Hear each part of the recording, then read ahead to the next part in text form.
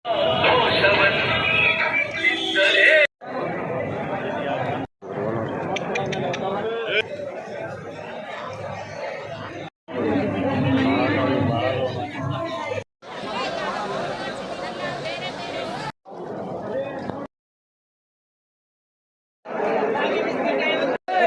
ಚಳವಳಿಗೆ, ಧಾರವಾಡ ಕೃಷಿ ಮೇಳಕ್ಕೆ ಆತ್ಮೀಯ ರೈತ ಹೋರಾಟಗಾರರೇ, ಇಂದಿನ ಧಾರವಾಡದಲ್ಲಿ ಕೃಷಿ ಮೇಳವನ್ನು ಆಯೋಜನೆ ಮಾಡಿ ಇಂದಿಗೆ 3 ದಿನಗಳಾಯಿತು. 3 ದಿನಗಳಲ್ಲಿ ನಾವು 3ನೇ ದಿನ ಭಾಗಿಯಾಗಿದ್ದೇವೆ. ಆದರೆ ಭಾಗಿಯಾಗಿರ್ತಕ್ಕಂಥದ್ದು ಒಂದು ಸ್ವಲ್ಪ ಖುಷಿ ಅನಿಸಿದರೆ ಇನ್ನೊಂದು ಸ್ವಲ್ಪ ದುಃಖ ಅನ್ನಿಸ್ತದೆ. ಯಾಕೆಂದರೆ ನಾವು ದಾವಣಗೆರೆ ಜಿಲ್ಲೆಯಿಂದ ಧಾರವಾಡಕ್ಕೆ ಬಂದಿದ್ದೇವೆ. ಧಾರವಾಡ ಕೃಷಿ ಮೇಳ ಅಂದರೆ ಅದಕ್ಕೆ ವಿಶೇಷವಾದ ಒಂದು ಸ್ಥಾನಮಾನ ಇದೆ.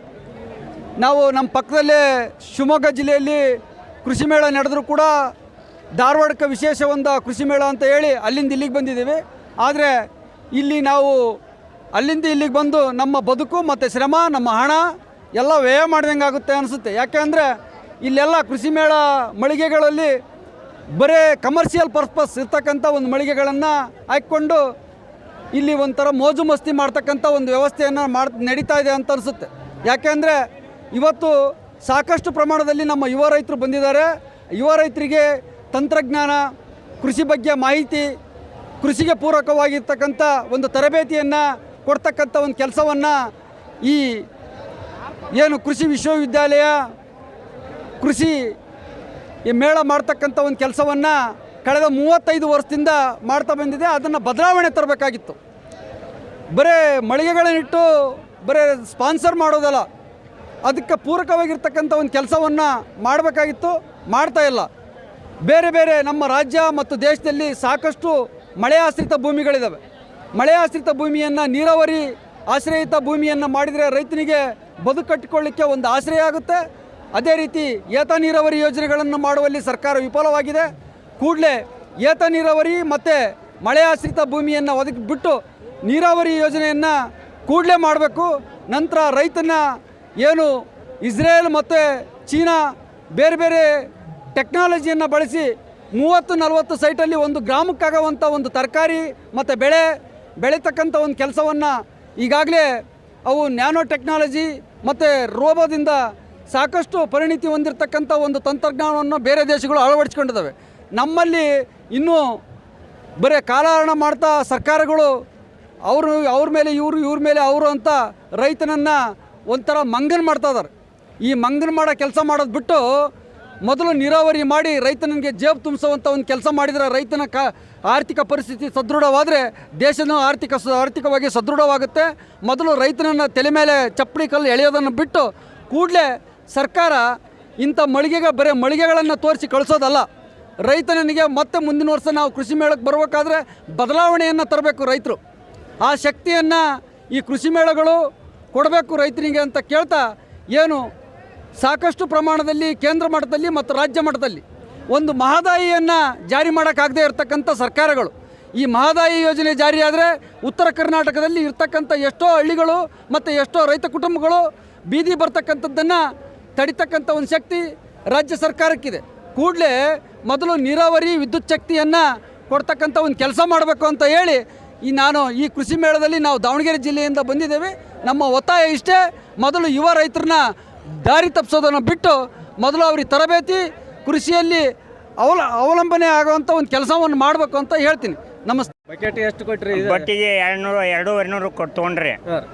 ಚಾಪಿಗೆ 700 ರೂಪಾಯಿ, ಸಣ್ಣ ಡಬಲ್. ಯಾವರಿಂದ ಬಂದ್ರಿ? ನಾವು ಇಲ್ಲೇ ಧಾರವಾಡ ತಾಲೂಕು ಬೇಲೂರು. ಅಲ್ಲಿ ನಿಮ್ಮ ಊರಲ್ಲಿ ಅಂಗಡಿ ಒಳಗೆ ಸಿಗ್ತೈತಿಲ್ರಿ? ಇಲ್ಲ, ಸಿಗೋದಿಲ್ರಿ. ಸಿಗುದಿಲ್ರಿ? ನಿಮ್ಮ ಊರಾಗ್ರಿ ಧಾರವಾಡದೊಳಗ? ಅಲ್ಲ, ಧಾರವಾಡ ಸಿಗ್ತೈತಿ, ಹಳ್ಳಿಯಾಗ ಸಿಗುದಿಲ್ಲ. ಹಳ್ಳಿಯಾಗ ಸಿಗೋದು. ಓಕೆ. ನೀವೇನು ಹೇಳ್ರಿ, ಎಷ್ಟು ವರ್ಷದಿಂದ ನಡೆಯತೈತಿದ ಇದು? ಸಾಧಾರಣ ಹೆಚ್ಚು ಕಡಿಮೆ 30 ವರ್ಷದ ನನಗೆ ಗೊತ್ತಾ. ಆದ್ರೆ ಏನು ಬದಲಾವಣೆ ಆಗಿಲ್ಲ. ಬರೀ ಅದ ಮಳಿಗೆ ಹಾಕೋದು, ಅದನ್ನ ಇಡೋದು, ಅದ ಬುಟ್ಟಿ, ಅದ ಚಾಪಿ, ಅದ ಯಂತ್ರ, ಅದ ಮಂತ್ರ, ಬರೀ ಇದನ್ನ ಮಾಡ್ಕೊಂಡು ಬಂದಾರ. ಬದಲಾವಣೆ ಏನು ಮಾಡಿಲ್ಲ. ಜೇಬ್ ತುಂಬೈತೆ ನಿಮ್ದು, ಸುಖ ಅನ್ಸುತ್ತೆ ರೈತನ? ಇಲ್ಲಪ್ಪ, ಇಲ್ಲೋ. ನಿಮ್ ಭೂಮಿ ಏನಾರ ನೀರು, ನಿಮ್ ಭೂಮಿಗೆ ಇಲ್ಲ ನೀರಾವರಿನೂ ಇಲ್ಲ. ಮೊದಲು ಅಲ್ಲ, ನೀರಾವರಿ ಇಲ್ಲ. ಬೀಜ ಕೊಡ್ತಾರಲ್ಲ, ಒಂದು 4000 ಕ್ವಿಂಟಲ್ 4000 ಟನ್ ಅನ್ನ ಬೀಜ ಮಾರ್ತಾ ಇದಾರ. ಆ ಬೀಜದಿಂದ ಉಪಯೋಗ ಏನು? ಆ ಬೀಜದಿಂದ ಬೆಳೆದಿರ್ತಕ್ಕಂಥ ರೈತನಿಗೆ ಏನಾರ ಅನುಕೂಲ ಆಗಿಲ್ಲ. ಕೊಳಕ ಹುಳುಕ ಕೊಚ್ಚ ಬೀಜ ಇದನ್ನೇ ಕೊಡ್ತಾರೆ, ಬೇರೆ ಏನಿಲ್ಲ. ಮತ್ ನೀವು ಬೆಳೆದಂತ ಬೆಳಿಗ್ಗೆ ಯಾವತ್ತಾದ್ರೂ ಚಲೋ ಬೆಳೆ ಇಲ್ಲ ಸಿಕ್ಕೇ ಇಲ್ರಿ, ನಿಮ್ಮ ಜೀವನ ಯಾವ ಕಾಲದಾಗೂ ಸಿಕ್ಕಿಲ್ಲ. 76 ವರ್ಷದಿಂದ ನಾನು ಒಕ್ಕಲ್ತನ ಮಾಡ್ಕೊಂಡು ಬಂದೇನಿ, ಏನು ಸಿಕ್ಕೇ ಇಲ್ಲ. ಬರೋಬ್ಬರ ಏನಾದ್ರು ಉಪಯೋಗ ಅನ್ಸುತ್ತೆ ಈ ಕೃಷಿ ಮೇಳ? ಈ ಕೃಷಿ ಮೇಳ ಏನು ನಿಲ್ಲ ನನಗೆ. ಫಳಮಳ ಅದನ್ನ ನೋಡೋದು, ಅದ ಹೋಗೋದು, ಅದ ಬರೋದು ಹೋಗೋದು. ಸ್ವಲ್ಪನಾದ್ರೂ ಮಾನ ಮರ್ಯಾದೆ ಐತೆ ಸರ್ಕಾರಕ್ಕೆ? ಕೈಯಾಗಿಂದ ಏನೋ ಅದನ್ನ ಬ್ಯಾನರ್ ಕೊಡ್ತಾರೆ, ಹಿಡ್ಕೊಳ್ಳೋದು, ನೋಡ್ಕೊಳ್ಳೋದು, ಒಕ್ಕಟ್ಟು ಹೋಗಿಬಿಡೋದು, ಇದೇ ಒಂದ ಬೇರೆ ಏನಿಲ್ಲ. ಈ ಒಂದು ರೈತ ಪ್ರತಿಯೊಂದು ಕಂಪ್ನಿಗಳು ಏನಿದಾವಲ್ಲ ಎಲ್ಲರೂ ಈ ಒಂದು ಹಸಿರು ಟವಲ್ಲು ಆ ಒಂದು ನೇಮ್ನ ಬ್ರ್ಯಾಂಡ್ ಮಾಡ್ಕೊಂಡಿದ್ದಾರೆ. ಯಾರು MNC ಕಂಪ್ನಿಗಳಾಗಿರ್ಬೋದು, ಬೇರೆ ಆಗಿರ್ಬೋದು.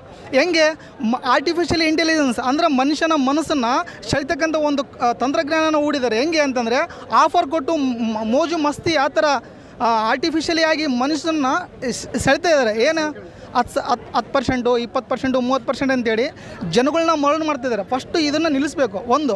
ಆಮೇಲೆ ಪ್ರತಿಯೊಂದು ಹಳ್ಳಿಯಲ್ಲಿ ಈ ಥರ ಕೃಷಿ ಬಗ್ಗೆ ಆಗಲಿ ಮತ್ತು ಈ ಎಜುಕೇಷನ್ ಬಗ್ಗೆ ಆಗಲಿ ಸಮಗ್ರ ಕೃಷಿ ಬಗ್ಗೆ ಆಗಲಿ ಒಬ್ಬ ರೈತ ಒಂದು ಬೆಳೆಯನ್ನು ಬೆಳೆಯೋಕ್ಕೆ ಮನೆಯಲ್ಲಿರ್ತಕ್ಕಂಥ ಮಕ್ಕಳು ಸಪೋರ್ಟ್ ಮಾಡ್ತಿಲ್ಲ. ಯಾಕೆ ಅಂದರೆ ಇದು ನಿಗದಿತ ಸಮಯದಲ್ಲಿ ಸರಿಯಾದ ಒಂದು ವ್ಯವಸ್ಥೆ ಆಗೇ ಇಲ್ಲ. ಯಾಕಾಗಿಲ್ಲ ಅಂತಂದರೆ ಫಸ್ಟು ಜ್ಞಾನದ ಕೊರತೆ. ಜ್ಞಾನ ಎಲ್ಲಿಂದ ಸಿಗಬೇಕು? ಈ ಒಂದು ಅಧಿಕಾರಿಗಳಿಂದ ಸಿಗಬೇಕು. ಈ ಅಧಿಕಾರಿಗಳು ಕರೆಕ್ಟಾಗಿ ಒಂದು ಊರಲ್ಲಿ ಗ್ರಾಮ ಪಂಚಾಯತನ್ನಾಗಲಿ ಏನಾಗಲಿ ಒಂದು ವೇದಿಕೆನೇ ಇಲ್ಲ. ಫಸ್ಟ್ ಆಫ್ ಆಲ್ ಒಂದು ವೇದಿಕೆ ಇದ್ದಾಗ ಏನಾಗುತ್ತೆ ಅಲ್ಲಿ ಗೊತ್ತಾಗುತ್ತೆ ಈ ಒಂದು ಹಸಿರು ಟವಲಿಗೆ ಬೆಲೆ ಎಲ್ಲಿ ಇದೆ ಅಂತಂದರೆ ಬರೀ ಅವ್ರನ್ನ ಯೂಸ್ ಮಾಡ್ಕೊಂತಾರೆ ಹೊರತಾಗಿ ಬೇರೆ ಯಾವತ್ತಕ್ಕೂ ಇದು ಮನ್ನಣೆ ಕೊಡ್ತಾ ಇಲ್ಲ. ಅವರು ಎಲ್ಲ ಏಜ್ಡ್ ಪರ್ಸನ್ ಬಂದಿದ್ದಾರೆ, 60ರಿಂದ 70 ವರ್ಷ ಇದ್ದವ್ರು ಬಂದಿದ್ದಾರೆ. ಇವ್ರನ್ನೆಲ್ಲ ನೋಡ್ತಾ ಇದ್ರೆ ಏನು ಅನಿಸುತ್ತೆ ಅಂದರೆ ಇವ್ರನ್ನೆಲ್ಲ ಸುಮ್ಮನೆ ಯೂಸ್ ಮಾಡ್ತಿದ್ದಾರೆ. ಯಾರು ನೀವು ಕರೆಕ್ಟಾಗಿ ಒಬ್ಬರು ಬಂದು ನೋಡಿರಿ 20ರಿಂದ 30 ವರ್ಷ ಒಬ್ಬರು ಹುಡುಗನ ಒಬ್ಬ ಕರೆಕ್ಟಾಗಿ ತೋರಿಸಿರಿ, ಯಾವುದಾದ್ರೂ ಒಂದು ಎಕ್ಸಾಂಪಲ್ ಇಟ್ಕೊಂಡು. ಆ ಥರ ಅಲ್ಲೇ ಮಾಡ್ತಾಯಿಲ್ಲ. ಯಾವ ಕೃಷಿ ಯೂನಿವರ್ಸಿಟಿಯಲ್ಲಿ ಮಾಡ್ತಾಯಿಲ್ಲ. ಎಲ್ಲ ದೊಡ್ಡ ಬ್ರ್ಯಾಂಡೆಡ್ ಐತೆ ಹೊರತಾಗಿ ಎಲ್ಲರ ಹೆಸರು ಮುಂದೆ ಡಾಕ್ಟ್ರೇಟ್ ಇದೆ. ಬಟ್ ರೈತರನ್ನ ಯಾವತ್ತೂ ಡಾಕ್ಟ್ರೇಟ್ ನಂದು ಕೊಡೋಕ್ಕೆ ಸಾಧ್ಯ ಇಲ್ಲ ಅಂತ ನನಗೆ ಗೊತ್ತು. ಇದನ್ನು ಮಾಡದೇ ಇದ್ದರೆ ಡೆಫಿನೆಟ್ಲಿ ನಮ್ಮ ದೇಶದ GDP ಎಲ್ಲ ಕಡೆಗೆ ರನ್ ಆಗ್ತದೆ ಅಂತ ಹೇಳ್ತಾರೆ. ಫಸ್ಟು ಆರ್ಥಿಕ ನಿಲುವು ಒಂದು ಸ್ಟೇಬಲಾಗಿ ನಿಲ್ಲಬೇಕು.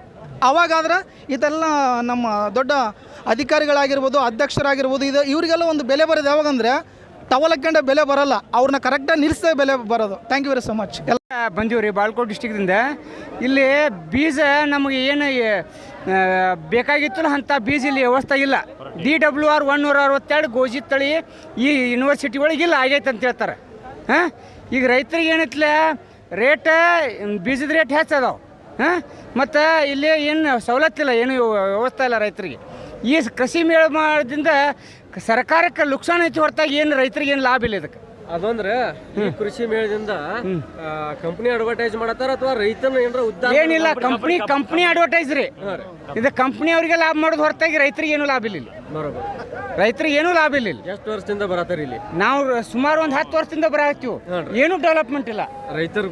ರೈತರ ಬಗ್ಗೆ ಏನು ನುಕ್ಸಾನ ನಾವು ನೋಡಕ್ ಚಂದ ನೋಡಕ್ ಬರ್ತೀವಿ ಇಷ್ಟ. ಇಲ್ಲಿ ಏನು ಡೆವಲಪ್ಮೆಂಟ್ ಮಾಡ್ಯಾರು ಏನಾರ ಅಂತೇಳಿ ನೋಡಕ್ ಬರ್ತೀವಿ. ಕಡೆ ಏನಿಲ್ಲ ಇಲ್ಲಿ, ಏನೂ ಇಲ್ಲ.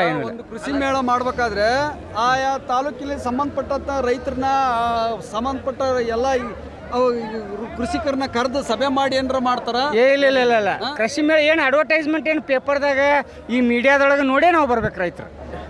ಯಾಕೆ ಕೃಷಿ ಇಲಾಖೆದವ್ರು ಏನು ಹೇಳಂಗಿಲ್ಲ. ಇದರಿಂದ ರೈತರಿಗೆ ಏನಾರ ಉಪಯೋಗ ಆಗೈತೆ? ಏನೂ ಇಲ್ರಿ, ಏನೂ ಉಪಯೋಗ ಇಲ್ಲ. ನಮಗಿಲ್ಲಿ ಒಂದು ಲಾಡಾ ಕಂಪ್ನಿ ಮೋಟ್ರ್ ಮುದೋಳದಾಗ ನಮ್ಗೆ 52,000 ರೂಪಾಯಿ ಸಿಗ್ತೈತಿ. ಇಲ್ಲಿ 56,000 ರೂಪಾಯಿ ಹೇಳಕತ್ತಾರ. ಹಾಂ, ನಾಡಿನ ರೈತ ಬಾಂಧವರಿಗೆ ನಮಸ್ಕಾರ. ಯಾಕಪ್ಪ ಅಂದ್ರೆ ಇವತ್ತಿನ ನೀವೆಲ್ಲ ಪ್ರಬುದ್ಧರು ಯಾಕೆ ಆಗ್ಬೇಕಂದ್ರೆ ಮುಖ್ಯಮಂತ್ರಿಗಳೇ ಇವತ್ತು ಏನು ನಡೆಯತೈತಿ ಕೃಷಿ ಮೇಳದಲ್ಲಿ, ಧಾರವಾಡ ಕೃಷಿ ಮೇಳದಲ್ಲಿ ಅಂದ್ರೆ ಯುವಕರನ್ನ ಹಾದಿ ತಪ್ಪಿಸುವಂಥ ಕೆಲಸ ನಡೆಯತೈತಿ. ಯಾಕಂದ್ರೆ ಸಾಂಪ್ರದಾಯಿಕ ಕೃಷಿಗಳು ಹೋದವು ನಮ್ಮಿಂದ. ನೀವು ಬರೀ ಅಡ್ವರ್ಟೈಸ್ ಮಾಡೋಕೆ ದೊಡ್ಡ ಟ್ರ್ಯಾಕ್ಟರ್ಗಳು, ದೊಡ್ಡ ಮಿಷನರಿಗಳು ಮತ್ತು ಯಾವುದೇ ಮೆಟೀರಿಯಲ್ ಆದರೆ ನೀವು ಧಾರವಾಡದಲ್ಲಿ ಮಾರಕ್ಕೆ ನೀವು ಸಾಕಷ್ಟು ಬಾಡಿಗೆಗಳು ತೊಗೊಂಡ್ರಿ ಮತ್ತು ಸಾಕಷ್ಟು ನೀವು ಹೆಚ್ಚಿನ ರೇಟ್ನಲ್ಲಿ ಇಲ್ಲಿ ಇದನ್ನು ಮಳಿಗಳನ್ನು ಮಾರಾಕತ್ತೀರಿ. ಆನಂತರ ನೀವು ಮಾನ್ಯ ಮುಖ್ಯಮಂತ್ರಿಗಳಿಗೆ ಏನು ನಾ ಕೇಳಕ್ಕೆ ಇಷ್ಟಪಡ್ತಾನೆ, ನಿಮ್ಮದೇ ಆದ ನೀವು ಕೃಷಿ ಇಲಾಖೆ ಒಳಗೆ ಕಂಪ್ನಿ ರೆಫರ್ ಮಾಡಿದಂಥ ಸೋಯಾಬೀನ್ 75 ರೂಪಾಯಿ KG ತಂದು ನಾವು ಇವತ್ತು ಬಿತ್ತಿದನು ಹೊಲ್ಲಾಗ ಇವತ್ತು ಅದರ ರೇಟ್ ಎಷ್ಟೈತೆ ಅಂದ್ರೆ 43 ರೂಪಾಯಿ ಐತಿ. ಇದು ನೀವು ಏನಾರ ಮಾನ ಮರ್ಯಾದೆ ಐತೆನ ನಿಮ್ಮ ಸರ್ಕಾರಕ್ಕೆ ಹೇಳ್ರಿ. ಯಾಕಂದ್ರೆ ಇಷ್ಟು ವರ್ಷ ಆಯ್ತು ನಾವು ರೈತರು ಒಕ್ಕಲ್ತನ ಮಾಡೋಕತ್ತ.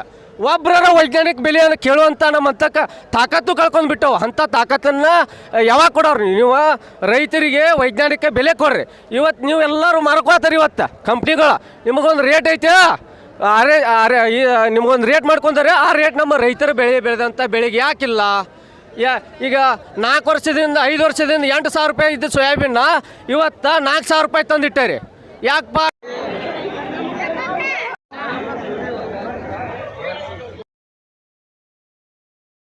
ನಾವು ಬದಲಾವಣೆ ಮಾಡಿದ್ದೇವೆ ಅನ್ನುವಂಥದ್ದು. ಇದು ವ್ಯಾಪಾರ ಮಳಿಗೆ ಆಗಿದೆ ಹೊರತು ರೈತರ ಸಮಗ್ರ ಅಭಿವೃದ್ಧಿ ಆಗ್ತಾ ಇಲ್ಲ. ನೀರಾವರಿಗೆ ಅಭಿವೃದ್ಧಿ ಇಲ್ಲ, ಸಾವಯವ ಗೊಬ್ಬರದ ಬಗ್ಗೆ ಚಿಂತನೆ ಇಲ್ಲ.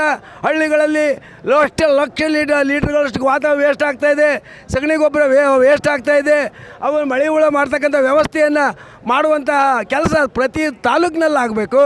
ಆಗ ಮಾತ್ರ ನಾವು ನಮ್ಮ ಗೊಬ್ಬರವನ್ನು ಔಷಧಿಯನ್ನು ತಯಾರು ಮಾಡಿ ಹೊಲಗದ್ದೆಗಳಿಗೆ ಹಾಕಿದಲ್ಲಿ ನಮ್ಮ ವರಮಾನ ಹೆಚ್ಚಾಗಿ ಖರ್ಚು ಕಡಿಮೆ ಆದಾಗ ಮಾತ್ರ ನಾವು ರೈತರಾಗ್ತೇವೆ.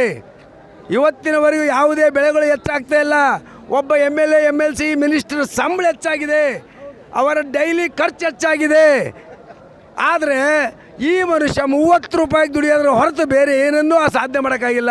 ಉಸ್ವಾಸ ಆಡೋದು ಕಷ್ಟ. ಇವನು ಎಲ್ಲ ನಮ್ಮ ಮನೆ ಬಾಗ್ಲಾಗ ನಮ್ಮ ಕೇರಿಯಾಗ ಮರಕ್ಕೆ ಬರ್ತಾರೆ ರೀ, ಆಟೋದಾಗ ಬರ್ತಾರೆ ತಗೊಂಡು ಕೇರಿಯಾಗ, ಅದು ಮೈ ಕಟ್ಕೊಂಡ್ ಬರ್ತಾರೆ. ಹಳೆ ಪ್ಲಾಸ್ಟಿಕ್, ಹಳೆ ಕೊಬ್ಬಣ, ಹಳೆ ಸೀಸ ಅಂತೇಳಿ. ನಾವು 190 ಕಿಲೋಮೀಟ್ರಿಂದ ಬಂದು ಏನೋ ಒಂದು ಹೊಸದು ನೋಡೋಣ, ಹೊಸದು ಕಲಿಯೋಣ, ಏನೋ ಒಂದು ಧಾರವಾಡದಾಗ ಇಡೀ ಕರ್ನಾಟಕ ಫೇಮಸ್ ಆಗೈತಿ, ಒಂದು ಹೊಸ ಬೀಜ ಹೊಸ ತಳಿಗಳು ಸಿಗ್ತಾವಂತ ಬಂದೆ. ಆದರೆ ಏನಾಯ್ತಪ್ಪ ಅಂದರೆ ಇಲ್ಲಿ ಪರಿಸ್ಥಿತಿ ನೋಡಿದರೆ ಎಲ್ಲ ಇಂಡಸ್ಟ್ರಿಗಳಿಗೆ ಮಾರ್ಪಟ್ಬಿಟ್ರು. ಆದರೆ ಏನಪ್ಪ ಅಂತಂದರೆ ಬಾರದು ಬಪ್ಪದು ತಪ್ಪದು ಯಾರಿಗೆ ಬಂದ್ರೂ ಕಷ್ಟ, ರೈತರಿಗೆ ಬರದ ಮತ್ತು ಇನ್ಯಾರಿಗೆ ಬರಲ್ಲ. ಯಾಕಂದರೆ ಎಲ್ಲ ದುಪ್ಪಟ್ಟು ಬೆಲೆಗೆ ಮಾರ್ತಾರೆ. ಇವತ್ತು ನಾವು ಬೆಳೆದಂಥ ಬೆಳೆಗೆ ಯಾವುದೇ ಥರದ ಒಂದು ಬೆಲೆನೂ ಇಲ್ಲ, ಏನೂ ಇಲ್ಲ. ಯಾಕಪ್ಪ ಅಂದ್ರೆ ಹಗಲು ರಾತ್ರಿ ನಾವು ಕಷ್ಟಪಟ್ಟದನ್ನ ಕೊಡ್ರೋ, ನಮಗೆ ಭಾಳ ಅಲ್ಲದ್ರೆ ನಾವು ಮಾಡಿದ ಖರ್ಚಿಗಾದ್ರೂ ಕೊಡ್ದಂಥ ಒಂದು ಕಾನೂನು, ಒಂದು ಸುವ್ಯವಸ್ಥೆ ಅಂತಲೇ ಹೇಳ್ಬೋದು. ನಾವು ಬೆಳೆದಂಥ ಬೆಳೆಗೆ ಬೆಂಬಲ ಕೊಡ್ರಿ, ನಾವು ಬೆಳೆದಂಥ ನಮ್ಮ ರೈತರು ಬೀಜನ ಇಡ್ರಿ, ಒಂದು ಒಳ್ಳೊಳ್ಳೆ ಮಾರ್ಕೆಟಿಂಗ್ ಮಾಡಿಕೊಡ್ರಿ. ಆದರೆ ಅವಾಗೈತಲ್ಲ ಒಂದು ಕೃಷಿ ಮೇಳಕ್ಕೆ ಒಂದು ಒಳ್ಳೆ ಸಾಧ್ಯ ಅಂತ ಹೇಳ್ಬೋದು. ಯಾಕಂದರೆ ಸುಮಾರು ನಾವು 170 ಕಿಲೋಮೀಟ್ರಿಂದ ಬಂದು ಇಲ್ಲಿ ನೋಡಿ ಎಲ್ಲ ತಣ್ಣಗೆ ಹೊಡೆದವೆ, ಇನ್ನೊಂದು ನೀರು ಕೊಡ್ದು. ಸಬ್ಸ್ಕ್ರೈಬ್ ಮಾಡಿರಿ, ಶೇರ್ ಮಾಡಿರಿ. ನಾನು ನಿಮ್ಮ ಹಸಿರು ಶಾಲ್ ಚಂದ್ರಣ್ಣ.